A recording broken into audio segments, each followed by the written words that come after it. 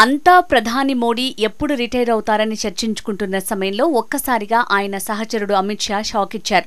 తన retirement plan గురించి షా బయటపెట్టడం చర్చనీయాంశంగా మారింది. రాజకీయాలకు స్వస్తి చెప్పాక వేదాలు చదవడంతో పాటు వ్యవసాయం చేస్తారని ఆయన అనటం బహుశా ఎవరూ ఊహించలేదు.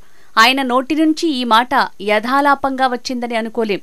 ఎందుకంటే మోడీ తర్వాత ఆయన వారసుడిగా అమిత్ షా పేరు వినిపిస్తూ వస్తోంది.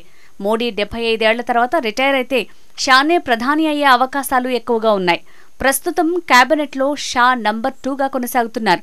మోడీ ఇప్పుడు కాకుండా 2029 ఎన్నికలకు ముందైనా రిటైర్మెంట్ ప్రకటించొచ్చు.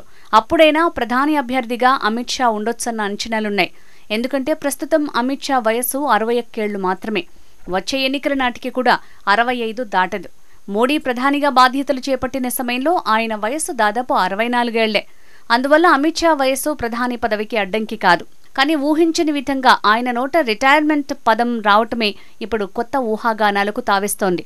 రాజకీయ నేతల నోట రిటైర్మెంట్ అన్న మాట సాధారణంగా వినిపించదు. అలాంటిది అమిత్ షా ఆషామాషిగా ఈ మాట అని ఉండకపోవచ్చు. బహుశా మోడీతో పాటే అమిత్ షా కూడా రాజకీయాల నుంచి తప్పుకోవాలన్న నిర్ణయానికి వచ్చి ఉండొచ్చు. దీనిపై ఆర్ఎస్ఎస్లో చర్చ జరిగి ఉండొచ్చు. మోడీ, షాలు కాకుండా కొత్త రక్తంతో వచ్చే ఎన్నికల ముందు ప్రజల ముందుకు వెళ్లే ఆలోచన చేస్తూ ఉండొచ్చు. ఎందుకంటే మోడీ 3 పర్యాయాలు గుజరాత్ సీఎంగా, 3 పర్యాయాలు ప్రధానిగా ఉన్నారు. అటు గుజరాత్ రాజకీయాల్లోనూ, ఇటు దేశ రాజకీయాల్లోనూ షా మోడీ వెంటే ఉన్నారు. ఒక విధంగా చెప్పాలంటే మోడీ షాడోగా అమిత్ షాను చెప్తారు. మోడీ తర్వాత షా ప్రధాని అయితే కొత్త నాయకత్వం వచ్చినట్టు అనిపించదన్న అభిప్రాయం కొందరిలో ఉంది. పైగా గుజరాత్ నుంచే మరోసారి పీఎం కావటం కూడా సరైంది కాదన్న చర్చ ఉంది.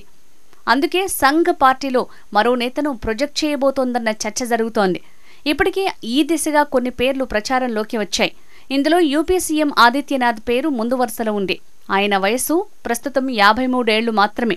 వచ్చే ఎన్నికల నాటికి 57 ఏళ్లకు మించదు.